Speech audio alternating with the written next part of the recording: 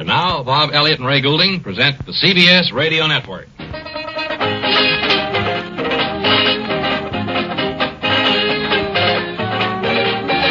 Yes, and today we're going to have a big dance party to celebrate Friday, with all of the cast joining in. And we want to again mention the mailing list. We have decided that we will not be so arbitrary anymore, that if you want to be on the mailing list, you'll be on it, and that's it.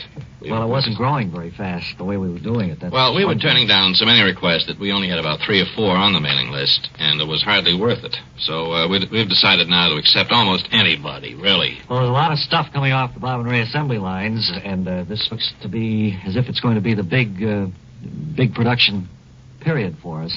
In other words, folks, I think you're seeing through it. We have a lot of junk to unload, and you're the folks who are going to absorb it. So stand by, and we'll fill you in as we go along. If you want to get on the mailing list, I think it's very easy now. Just send your name, right? Yes, or if you've ever written before, you may find yourself on the mailing list without even writing again. Well, what are you going to do this weekend? Put up the skis, I suppose? I'm going to try to get in some 80-meter jumps if I can. Mm-hmm. But I'm not too good at it. Fall down too much. You said you saw the other day you saw some crocuses, did you? Yeah. Could you tell us about those, please? All right, sure. Do I have... you have all the time you want, yeah? Well, friends, not crocuses, but I did see some early tulips. Oh, tulips. This is several weeks ago I saw them. Everyone sees them now. But, and daffodils, and jonquils, and crocuses out in the lawn. Is this the time to put out tulip bulbs, or should I have done it last fall? Oh, it's much too late. It's too late. Come That's on. What I thought. Now, well, I'm really. not horticulturally inclined, you know. Well, it's your own fault. I know it is. I kick myself for it frequently. You had the opportunity, like the rest of us, to acquaint yourself with horticulture many, many years ago, and we had a course on it under Dean Archer Armstead at the Lackawanna Field Station, but you didn't want to go. It's too far to drive, you said. Well, that and I was having my ballet lesson the same day. It conflicted. That's right. And I'm sorry I missed those, too. You were taking ballet at that time, too. Oh, that's right. And it's just not for me, those ballet. I'm not very dainty on my feet. No. Well, you have other attributes to make up for it. You're a good Why do you foot always reviewer. have to insult me? I'm not insulting. I was It's complimenting not insulting when he says attributes. That's a nice point to have. Oh, that's pretty funny. I was on my head. No. What's the matter with you anyway, Webb? You have a real complex today. No, you it's got not a chip that. on your shoulder or something? No. Or are you nervous about the coming out party you're having? Oh, you heard about it? Yeah, I heard. Yes, I am a little nervous about it because I was talking to Pearl Marlowe. She's my date. Yes? And she doesn't know whether she can come or not. No, it wouldn't really be. I'd like you to meet her mother. She's here anyway. Pearl's mother? Yes. Yeah? Oh, yes, Hello. I'm mother of Pearl. How are you? Fine. And I'm sorry, Pearl couldn't make it, too. Well, Pearl is busy at school, and she probably won't get to the dance because in When's the this spring. going to be, this party? Next week? Next week sometime. Right. Well, will you show Mother of Pearl to a seat, and we'll get on with the rest of the show. Come on, Maybe Mother. we can chat with you later if we can. Here with us today is one of the outstanding authors in his particular field, which is writing children's stories. I think sometimes it's good for us adults to kind of have an idea of what's going on in the children's market and books, especially if we have kids of our own. Keep up to date. Mr. August T. May is a name you may not recognize right away, but I think when I mentioned some of the books he's written, you've heard your kids talk about them. Do you remember a few years ago the book that sold so many copies called The Day the Sky Was Pink? Mr. May, I think you followed that with The Day the Sky Was Brown. Yes. And then the next year, The Day the Sky Was Purple was And then the day the sun didn't come out, the day the moon was blue. Mm-hmm. I wrote The Fish Bowl. It was about fish who played football. Uh-huh. Yeah. Well, those all, of course, bring back great memories, and we thought today we might just have a few words from you and chat about how you go about writing children's books, how you get ideas. And I might mention that Mr. May is quite a fashion plate. He's well dressed up here today. That's a sign of your kind of a trademark with you, isn't it? Yes. The way This you is dress? a suit. Mhm. It is a gray suit. I noticed. Can you see my gray suit? Yes. Here, feel my gray It's suit. very nice. Nice material. It is a woolen cloth gray suit. Does your friend have a gray suit? Sometimes my friend wears a gray suit. Mm-hmm. This is my hat. It is a felt hat. It's brown, isn't it? It is a brown felt That's hat. what I thought. Here, See my brown felt hat. Yes. Well, now let's get to the books that you write and how you create them. How do you get your ideas? From observing children or... Yes, I watch children. Look at the children play.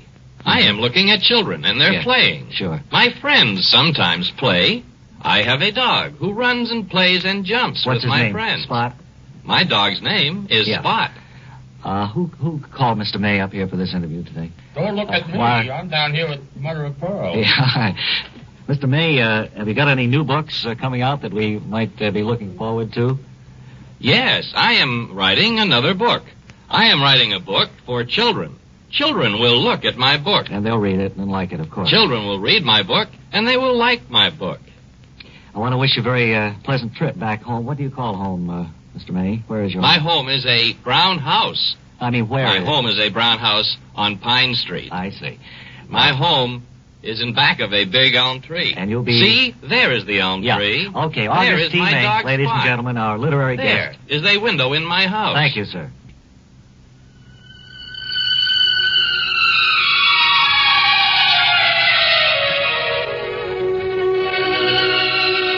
Time now for the Bob and Ray Good Neighbor Award.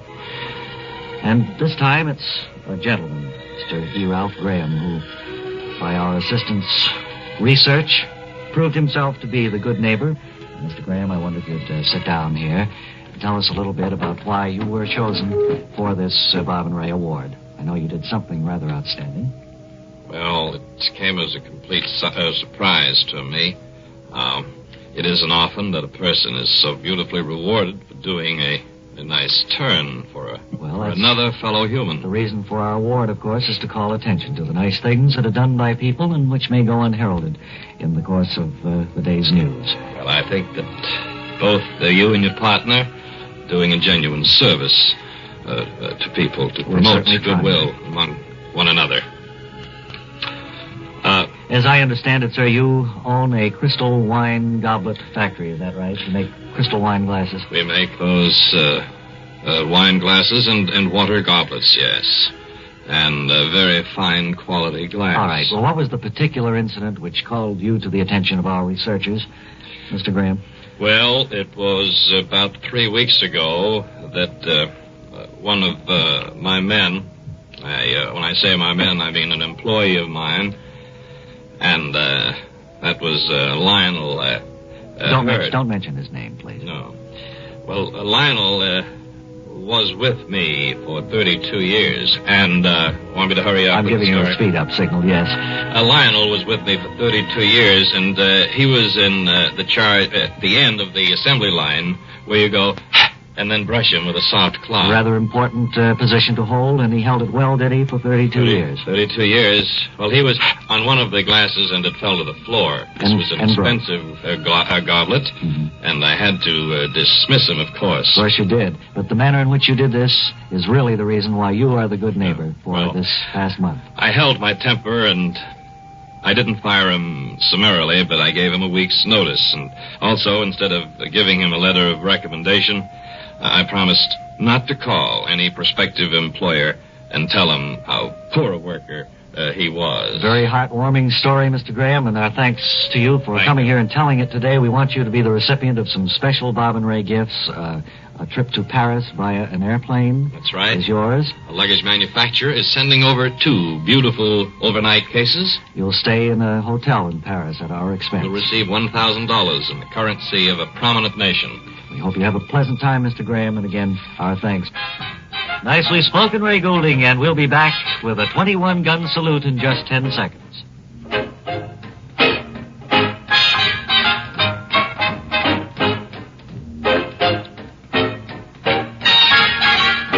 All right, Corporal, give the command to fire, please. Fire! Come on, man. Have a nice weekend, everyone. Until Monday, this is Ray Goulding reminding you to write if you get work. Bob Elliott reminding you to hang by your thumbs.